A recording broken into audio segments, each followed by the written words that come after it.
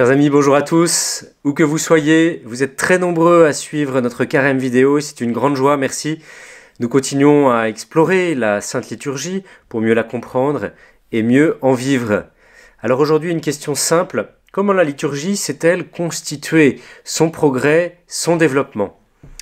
Et telle que nous la recevons aujourd'hui, eh bien, est-ce qu'elle est immuable, intouchable, au point que nous devions la garder intégralement, quitte à la mettre dans du formol, ou bien est-elle le champ de toutes les expérimentations possibles, avec notre créativité, au gré des besoins pastoraux, au gré de l'air du temps, ou de nos simples envies, est-ce que nous pourrions la construire, la fabriquer? Ces deux extrêmes ont tiraillé parfois l'histoire de l'Église, et c'est encore une question sensible. Alors pour répondre à ce développement, comment la liturgie s'est constituée, développée, eh bien, un bonsaï.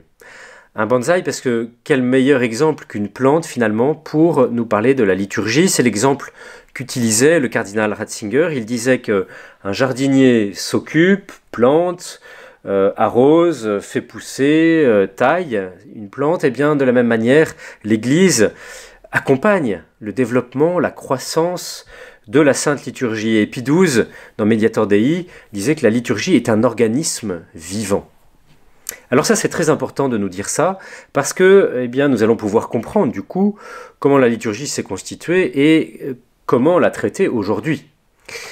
Et pour cela, eh bien, la forme extraordinaire est un bon témoin, un très bon témoin de cette évolution homogène, de cette croissance, cette progression par petites touches de l'histoire de la liturgie. Alors, comme pour une plante, eh bien, nous allons remonter à la base, au noyau, à la graine, vous voyez, qui donne ensuite une petite pousse et puis un arbre majestueux. Eh bien, le noyau, dans le cadre de la liturgie, c'est évidemment la liturgie juive de la Pâque, sur laquelle s'est appuyé notre Seigneur pour instituer l'Eucharistie. C'est le récit de l'institution qu'il a livré, qu'il a donné aux apôtres et qu'ils ont eux-mêmes transmis à l'Église. Et Mediator Dei, Pie XII, dans l'encyclique Mediator Dei, rappelle que ces éléments d'institution divine qui forment le noyau, les racines et le tronc de la liturgie sont intouchables, évidemment. On ne peut jamais les toucher, les modifier. Et puis la liturgie eh bien, s'est développée petit à petit, de manière organique, croissante, autour d'abord du noyau, donc du récit de l'institution. Il y a eu la constitution du canon, avec les différentes prières qui prennent place du IIIe jusqu'au VIe siècle, l'offertoire aussi, au VIe siècle. Et puis toutes ces grandes prières de la messe que nous connaissons bien, Kyrie, Gloria, Credo, qui se mettent en place aussi autour du VIe siècle pour donner déjà un édifice bien construit. Et ces prières, évidemment, eh bien, même si elles ne sont pas d'institution divine, on ne peut pas non plus se permettre de les toucher ou de les modifier. Il y a bien sûr la continuité de ce développement avec d'autres prières pour constituer l'ensemble de la messe.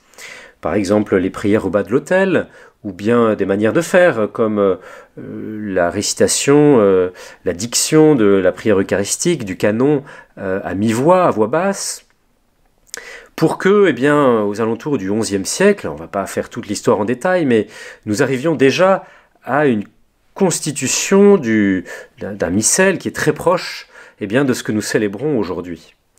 Et c'est une grande joie, d'ailleurs, quand nous célébrons la forme extraordinaire, de pouvoir être reliés, mis en lien avec toute cette histoire de l'Église et tous ces chrétiens qui ont prié cette messe depuis les origines. Alors, si la liturgie eh bien, s'est développée comme ça, petit à petit, et avec patience et respect, eh bien, deux dangers la guettent.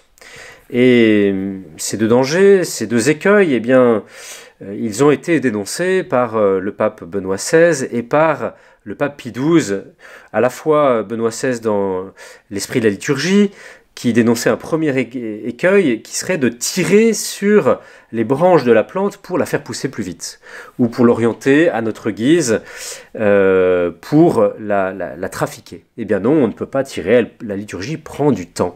Il dénonçait d'ailleurs dans l'esprit de la liturgie cette conception de la liturgie comme un mécanisme qu'on pourrait démonter, réparer, fabriquer. Et il rappelait que non, c'était un organisme vivant. Et donc, il donnait cet avertissement, nul n'a autorité pour fabriquer une liturgie, la monter de toutes pièces. Ensuite, deuxième écueil qui est dénoncé par Pie XII dans Mediator Dei, ce serait de revenir en arrière dans le développement de la plante, de la Sainte Liturgie. Il dénonce ce qu'il appelle l'archéologisme, ce serait de rechercher ce qu'il y a d'antique pour retrouver un parfum d'authenticité, de véracité. Et donc, soit revenir à la base, soit se bloquer à telle ou telle époque et rechercher, faire des recherches, ressortir différents aspects désuets qui ont disparu. Eh bien, le pape Pie XII le dénonce. Nous devons respecter la liturgie qui continue à se développer. Comme une plante, eh bien, elle va continuer à croître. Alors bien sûr, par petites touches, petit à petit, et les éléments essentiels de la liturgie, à la fois nous ne pouvons pas les toucher, et en même temps, eh bien, nous devons laisser la croissance, nous devons laisser croître cet organisme vivant. Eh bien, c'est une joie pour nous de savoir que la liturgie va continuer à progresser au fur et à mesure des âges pour nous mener vers la liturgie céleste et pour eh bien, que nous puissions à chaque époque en tirer les fruits de grâce que le Seigneur a préparés pour nous.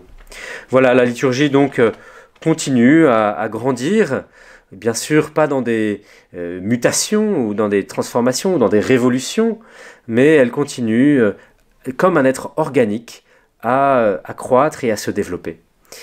Voilà, chers amis, bon carême à tous. Profitez bien de ce temps pour plonger une fois de plus dans les trésors de la Sainte Liturgie. Amen.